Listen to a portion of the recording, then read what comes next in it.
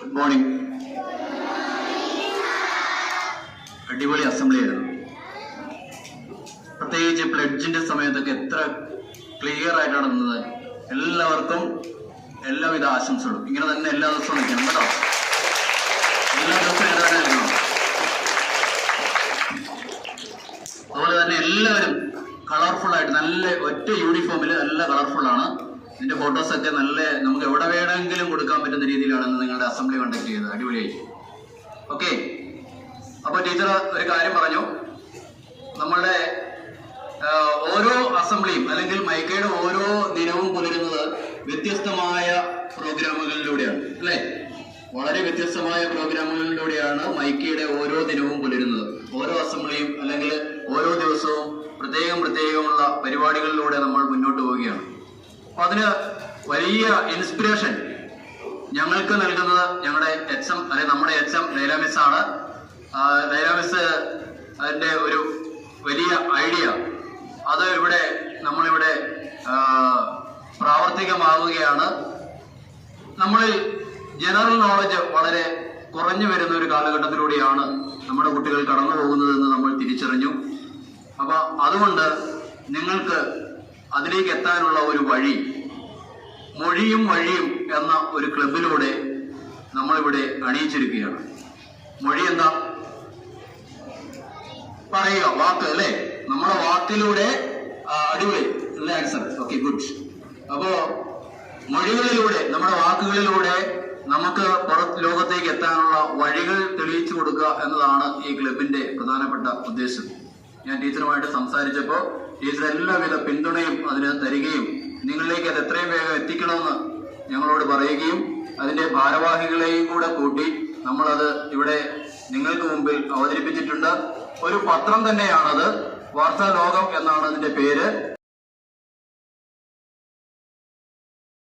അപ്പോ ആ പത്രത്തില് ദേശീയമായിട്ടും രാജ്യാന്തര വാർത്തകള്, അതുപോലെ പ്രാദേശിക വാർത്തകള്, അതുപോലെ പ്രധാനപ്പെട്ട ആരുടെയെങ്കിലും ചരമക്കോളങ്ങള്, അതുപോലെയുള്ള കായിക കോളങ്ങള്, പിന്നെ നമ്മുടെ സ്കൂളിന്റെ വാർത്തകള് ഒക്കെ നമ്മളവിടെ ഓരോ ദിവസവും അന്നത്തെ വാർത്തയായി തന്നെ പബ്ലിഷ് ചെയ്യും.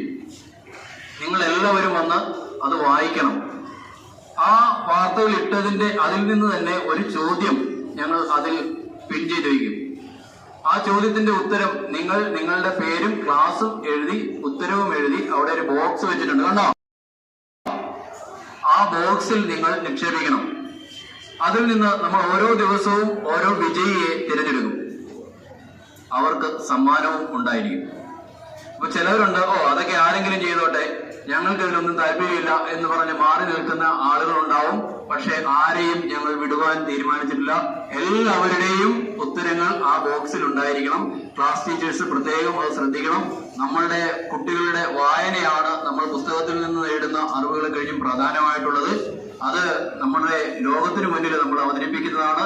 നമ്മളുടെ ഇവിടെ പഠിച്ചു പോയ എല്ലാവരെയും മറ്റു സ്കൂളുകളിലെ കുട്ടികൾക്ക് ഭയമായിരുന്നു അവരോട് ഒന്ന് സംസാരിക്കാൻ, അവരോട് മത്സരിക്കാൻ, അവരുടെ പ്രസംഗ മത്സരങ്ങളിൽ പങ്കെടുക്കാനൊക്കെ ഭയമായിരുന്നു. എങ്ങനെ ഉണ്ടായതാ?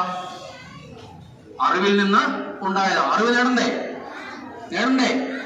അപ്പൊ ഇന്നത്തെ വാർത്തയിൽ നിന്ന് ഒരു ചോദ്യം അവിടെ ഇട്ടിട്ടുണ്ട്. പാരീസ് ഒളിമ്പിക്സിന്റെ സമാപന വേദി എവിടെയായിരുന്നു എന്നതാണ് ചോദ്യം. ആർക്കൊക്കെ ഉത്തരം അറിയാവുന്ന ഒരു കൈ വയ്ക്കാൻ മാത്രം മതി, വിളിച്ചു പറയരുത്. ക്വസ്റ്റ്യൻ ഒന്നുകൂടെ. പാരീസ് ഒളിമ്പിക്സിന്റെ സമാപന വേദി ഏതായിരുന്നു? എവിടെയായിരുന്നു? വരൂ. മുജിത്തബ, അഫ്രീൻ ഒന്ന്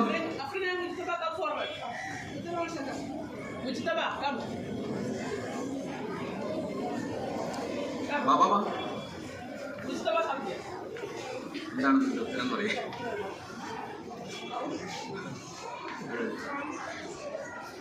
എവിടെയായിരുന്നു?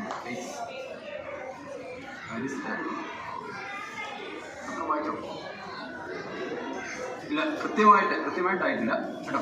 അടുത്ത ദിവസം വായിച്ചിട്ട് കൃത്യമായിട്ട് കൊണ്ടുവരണം കേട്ടോ. ഓക്കെ. അവർ ശ്രമിച്ചതിന്, അവർ ഉത്തരം പറയാൻ എഫർട്ട് എടുത്തതിന് ഒരു ബിഗ് താങ്ക്സ്. അപ്പോ ഉത്തരം ഞാനും പറയുന്നില്ല, നിങ്ങൾ കണ്ടുപിടിക്കുക. ഉത്തരം ബോക്സിൽ നിക്ഷേപിക്കുക. സമ്മാനവുമായിട്ടാണ് ഞാനിവിടെ നിന്നത്. പക്ഷേ എന്ത് ചെയ്യാം? സമ്മാനം കൊടുക്കാൻ നിങ്ങൾക്ക് കിട്ടാൻ പറ്റിയില്ല. ഇതുപോലെ ഞാനും വിചാരിച്ചു അവിടെ ഇരിക്കുന്ന മിഠായി ഒന്നും ചെയ്യില്ല, അതുപോലെ കൈവെക്കുമെന്നാണ് വിചാരിച്ചത്. പക്ഷെ കൈവെക്കിയില്ല. അപ്പൊ ഇനി അതുണ്ടാവോ? ഇല്ല. എല്ലാ ദിവസവും വാർത്തകൾ വായിക്കണം. എല്ലാവരും കൊണ്ടുവന്ന് ഉത്തരങ്ങൾ അതിനകത്ത് നിക്ഷേപിക്കണം. നിങ്ങൾക്ക് തീർച്ചയായിട്ടും ഉറപ്പായിട്ടും സമ്മാനങ്ങൾ തന്നിരിക്കും. ഓക്കെ, നിങ്ങൾ വായിക്കുക കേട്ടോ. Thank you.